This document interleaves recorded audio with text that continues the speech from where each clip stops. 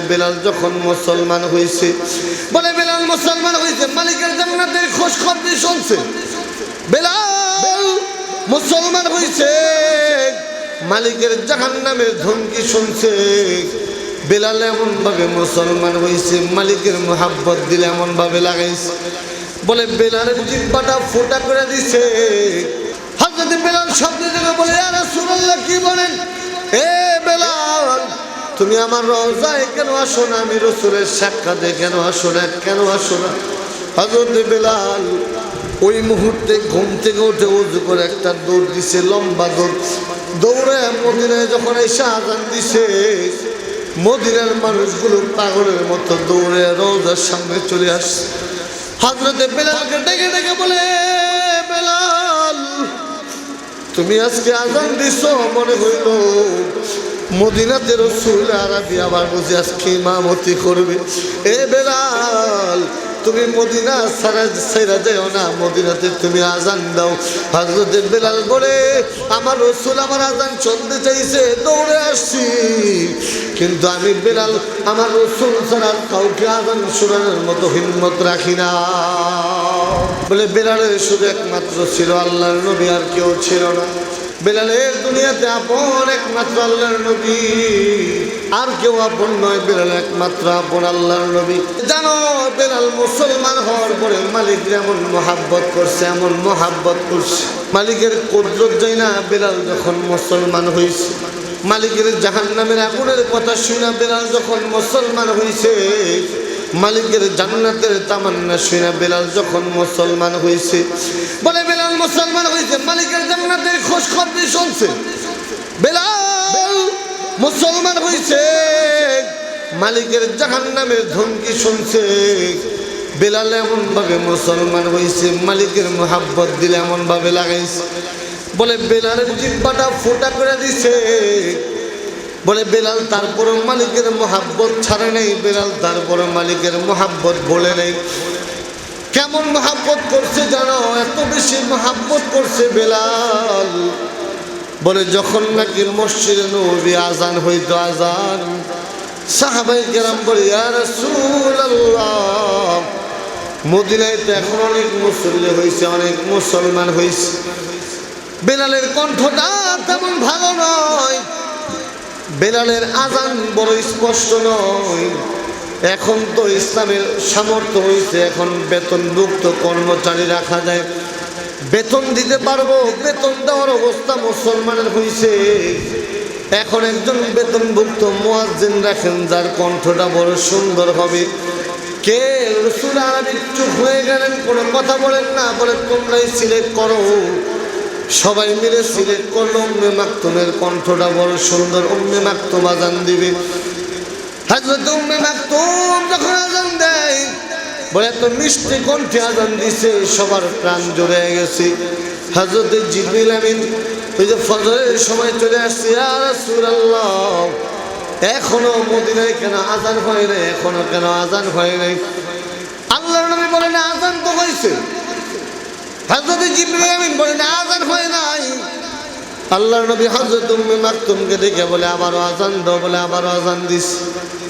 হযরত জিবরিল আমিন বলে ইয়া রাসূলুল্লাহ, আজান এখনো হয় না, আজান এখনো হয় না, আজান এখনো হয় নাই। আল্লাহর নবী হযরত উম্মে মাকতুমকে বলে আবারও আজান দাও।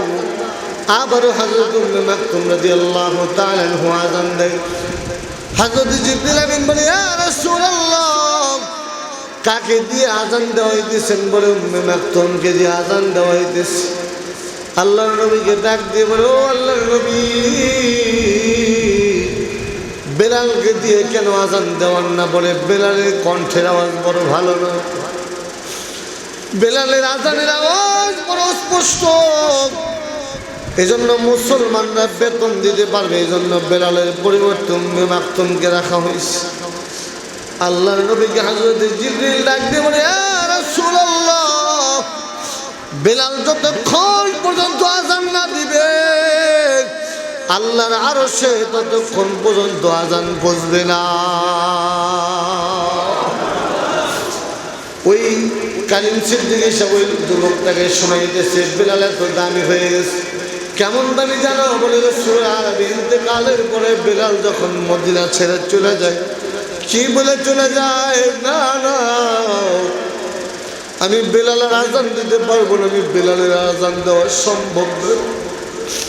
আরে আমার আজান তো একমাত্র মুহাম্মদ রাসূলুল্লাহ শুনবে। রাসূল যদি আমার আজান না শোনে, আমার আজান দুনিয়ার কোনো মানুষকে আমি বেলাল শোনাইতে পারবো না। বেলাল বহুত দূরে চলে যায়, মদিনার থেকে বহুত দূরে চলে যায়। হঠাৎ করে একদিন স্বপ্নে যখন দেখে আল্লাহ রাসূল বলে, মা বালুকা ইয়া বেলাল, আল্লাহ তাজুরুনি, ও বেলাল তোমার কি হয়ে গেছে? কে তোমারে বাধা দিল? হযরত বেলাল স্বপ্নে দেখে বলে, ইয়া রাসূলুল্লাহ, কি বলেন? এ বেলাল, তুমি আমার রওজায় কেন আসো না? আমি রাসূলের সাক্ষাতে কেন আসো না? কেন আসো না? হযরত বেলাল ওই মুহূর্তে ঘুম থেকে উঠে ওযু করে একটা দৌড় দিছে, লম্বা দৌড়। দৌড়ে মদিনায় যখন এসে আজান দিছে, মদিনার মানুষগুলো পাগলের মতো দৌড়ে রওজার সামনে চলে আসছে। হযরত বেলালকে ডেকে ডেকে বলে, বেলাল, তুমি আজকে আজান দিছো, মনে হইল মদিনাতে রাসূল আরবি আবার বুঝি আজকে ইমামতি করবে। এ বেলাল, তুমি মদিনা ছাড়া যাও না, মদিনাতে তুমি আজান দাও। হযরত বেলাল বলে, আমার রাসূল আমার আজান শুনতে চাইছে, দৌড়ে আসছি, কিন্তু আমি বেলাল আমার রাসূল ছাড়া কাউকে আজান শোনানোর মতো হিম্মত রাখি না। হযরত কালিম সিদ্দিকী সাহেব বলে ওই বেলালের নামে তোমার নাম রাখলাম, যেই বেলালে পাথর মারছে কিন্তু ঈমান ছাড়ে নাই। বলে ওই বেলালকে যেমন তার মালিকে ধরে নিয়ে গেছে, এই বেলালও ঈমান আনার সঙ্গে সঙ্গে তার বাপ ভাই, তার চাচা, তার মা সবাই তার বিরোধী হয়ে গেছে, সবাই তার বিরোধী। বলে ওই বেলালের বিরোধী যেমন তার মালিক, ওই বেলালের বিরোধী যেমন মক্কার কাফেররা হয়ে গেছিল, এই বেলালের বিরোধীরা এই বেলালের বিরোধী তার মা, তার বাবা, তার ভাই, তার চাচা, তারে ধৈরা নিয়ে গাছের মধ্যে জোর করে 4 পাও হাত পাও টাঙাইছে। এরপরে 2টা চাকু নিয়ে ওই হাফসি দেশের বেলালের, বলে আফ্রিকার ওই বেলালের একটু একটু করে গোস্ত কাটে আর বলে, ঈমান ছাড়বিনি ক, কালেমা ছাড়বিনি বল। বলে এই বেলালের রক্ত টপকায় টপকায় পড়তেছে আর বলতেছে, ও বাবা, ও মা, ও বাবা, আমি তো ক্ষণস্থায়ী দুনিয়ার পাগল ছিলাম, এতদিন ক্ষণস্থায়ী দুনিয়ার পাগল ছিলাম। যেই মালিকের মহব্বত আমার দিলের মধ্যে ঢুকাইছি, ও মা, যেই মালিকের মহব্বত আমার দিলে ঢুকাইছি, যেই মালিকের নাম আমার দিলের মধ্যে লাগাইছি, যেই মালিকের বাসা আমার দিলটারে বানাইছি, যেই মালিকের ঘর আমার কলমটারে বানাইছি, যদি আমার গোশতগুলি সব কাইটাও ফালাও, রক্ত ঝরতে ঝরতে যদি এই বেলালও দুনিয়ার থেকে শহীদ হয়ে যায়, আমি বেলালের পক্ষে সব রক্তগুলি জমিনের মধ্যে ফালানো সম্ভব, কিন্তু আমি এই বেলাল মালিককে ভুলা যাওয়া সম্ভব নয়। এই বেলালকে এবার তার চাচার ভাই বলতেছে, মা, তোর মালিক যখন ছাড়বি না, তোর জন্য আগুন নিয়ে আসলাম, আগুনে পুড়ে দেবো। বলে পেট্রোল ঢালতেছে গায়ের মধ্যে, পেট্রোল যখন ঢালতেছে গায়ের মধ্যে আগুন লাগাই দিবে। এবার বেলাল নামক এই যুবক ডাক দিয়ে বলে, ও বাবা, বেলাল নামক যুবক তার বাবাকে ডাক দিয়ে বলে, আমি আমার মুরব্বীর কাছে শুনেছি আল্লাহ নাকি জাহান্নাম নামক একটা আযাবের স্থান বানাইছে, ওই জাহান্নামের আগুন নাকি মালিক জ্বালাইছে। কতদিন পর্যন্ত জ্বালাইছে? বলে 1000 বছর জ্বালাইছে। এরপর আগুনের তাপ হয় না, এরপরে আরো জ্বালাইছে, এরপরও তাপ হয় নাই। ওই জাহান্নামের আগুন নাকি বড় ভয়াবহ, ওই জাহান্নামের আগুন নাকি বড় ভয়াবহ, জাহান্নামের বিচ্ছুগুলি নাকি বড় বিষাক্ত, ওই জাহান্নামের বিচ্ছুগুলি নাকি দুনিয়াতে শ্বাস প্রশ্বাস পালাইলে দুনিয়া ধ্বংস হয়ে যেত। ওই জাহান্নামের আগুন মালিক বানাইছে, আর এই দুনিয়ার আগুন তুমি আমার গায়ের মধ্যে লাগাইবা। ও বাবা, পেট্রোল দিয়ে আগুন দিয়ে আমি বেলালকে পুড়িয়াও দিতে পারবা, কিন্তু আমি বেলালের ঈমান থেকে আমার সরাইতে পারবা না। আরো জোরে কোন আল্লাহু আকবার, আরো জোরে চিল্লা এখন আল্লাহু আল্লাহু আকবার।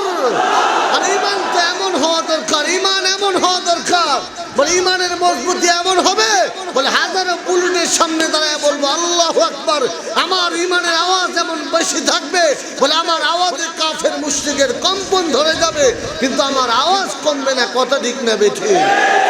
হ্যাঁ, এমন ঈমান দিলের মধ্যে লাগানো হচ্ছে। এ বান্দা, মুহাব্বত মালিকের এমন ভাবে লাগাও যেই মালিক তোমার কিয়ামতের ময়দানে থাকবে। আরে যেই মালিকের মুহাব্বত তুমি যদি একবার সেজদা লাগাও, বলে মালিকের মুহাব্বত এক ফোঁটা চোখের পানি ফেলাইছো, কিয়ামতের ময়দানে মালিক হয়তো জাহান্নামের নির্দেশ তোমাকে দিয়ে দিবে। হঠাৎ করে জাহান্নামের নির্দেশ হয়ে গেছে, এই যারা সুন্নত মোতাবেক চলতে চাও না, মালিকের মুহাব্বত লাগাইতে চাও না, সুন্নতকে ভালোবাসতে চাও না, বুঝা নাও, শুনে নাও, বলে সুন্নতের মতো চললেও কিয়ামতের ময়দানে নাজাতের ফয়সালা হয়ে যাবে। কেমন? বলে একজনকে আল্লাহ তাআলা জাহান্নামের অর্ডার করেছে, রাসূল আরবি তাকায় তাকায় দেখতেছেন, কিছু বলেন না, চোখ দিয়ে পানি পড়তেছে। আল্লাহ রাসূল কিছু বলতে পারতেছেন না, কি বলবো, ওর আমলনামায় তো কিছুই নেই, কি বলবো। হঠাৎ করে রাসূল আরবি তাকায় দেখতেছে ওর মুখের মধ্যে লম্বা লম্বা দাড়ি। আল্লাহকে ডাকতে, এই থামো থামো, ফেরেশতাদেরকে থামতে বলছে। আল্লাহ রাসূল আল্লাহ তাআলার দরবারে দাঁড়ায় বলতেছে, আল্লাহ তুমি তো ওয়াদা করছো, আল্লাহ তুমি তো ওয়াদা করছো। বলে কি ওয়াদা করছি? বলে আমার সুন্নত নিয়ে কেউ জাহান্নামে পড়বে না। ও মালিক, ওই বান্দার মুখের মধ্যে লম্বা দাড়ি দেখা যায়, মালিক আমার তোমার এই বান্দার মুখে লম্বা দাড়ি দেখা যায়, তুমি ওকে জাহান্নামে পোড়াও, কোনো আপত্তি নেই, কিন্তু আমার এই সুন্নত দাড়ির মধ্যে যেন আগুন না লাগে। সুবহানাল্লাহ।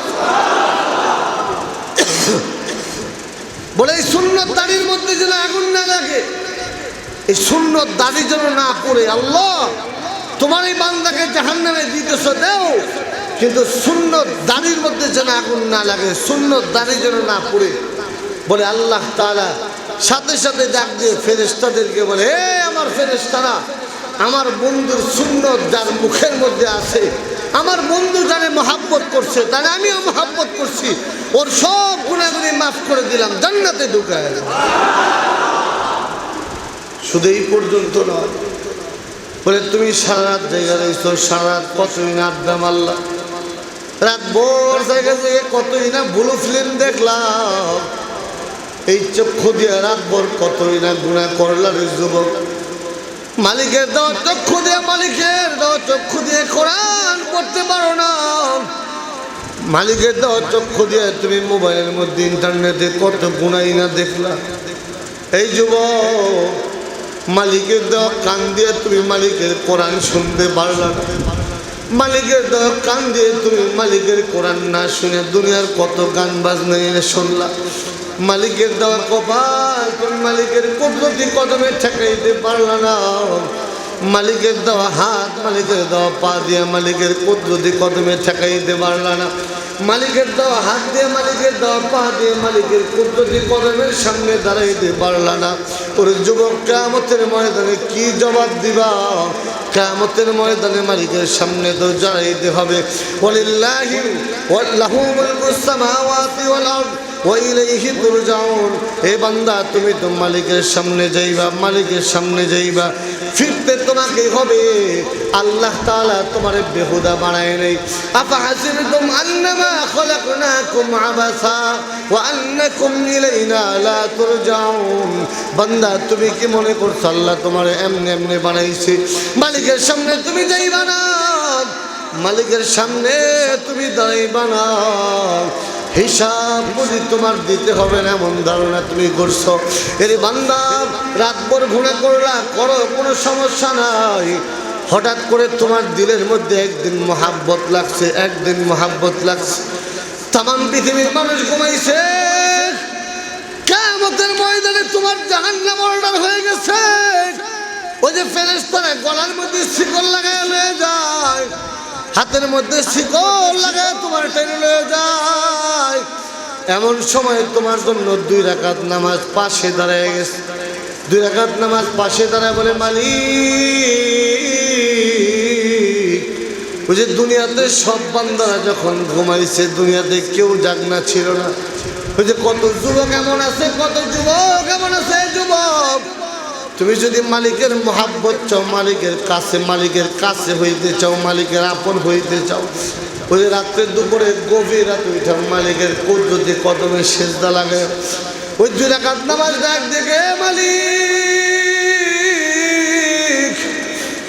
যখন দুনিয়ার প্রত্যেকটা মাখলুক ঘুমাইতেছিল, দুনিয়ার সবগুলি মানুষ ঘুমায়, দুনিয়ার বাঘ ভাল্লুক বুঝি তখন ঘুমাইতেছিল, তোমার বান্দা প্রতিদিন গুনাহ করতো, হঠাৎ করে একদিন তোমার কথা মনে পড়ে গেছে। তোমার বান্দার দিনের মধ্যে একদিন হঠাৎ তোমার কথা মনে পড়ছে।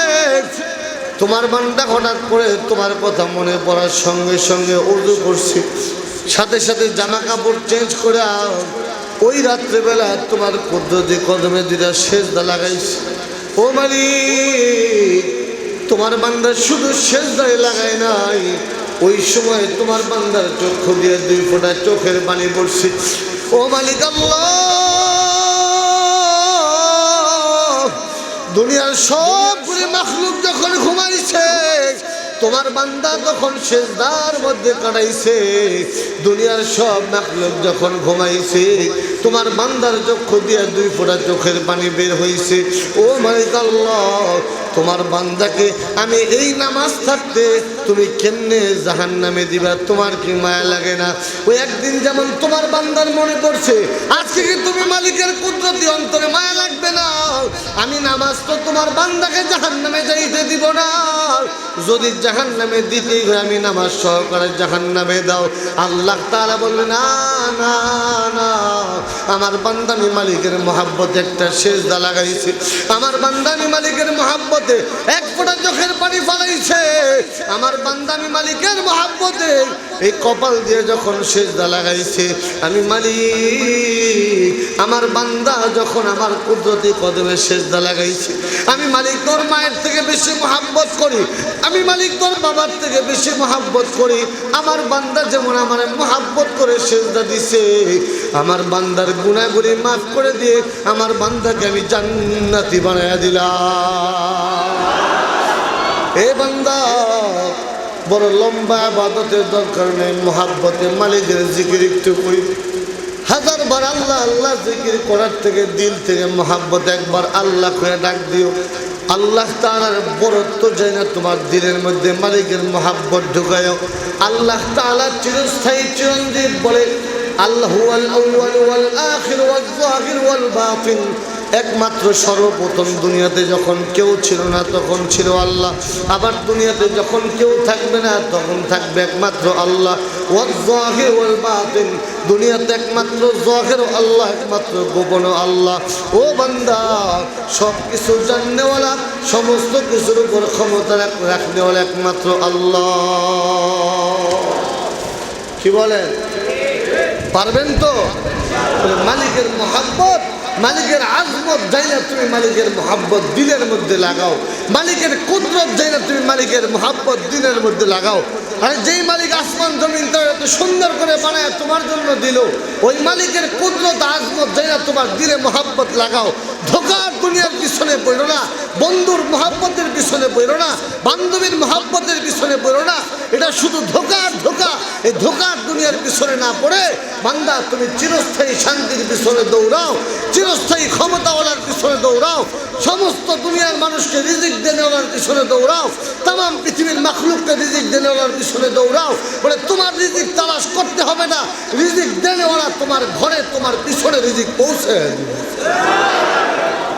কি বলেন? পারবেন তো ইনশাআল্লাহ? আল্লাহ আমাদের তৌফিক দান করুন, চিল্লায় বলেন আমিন।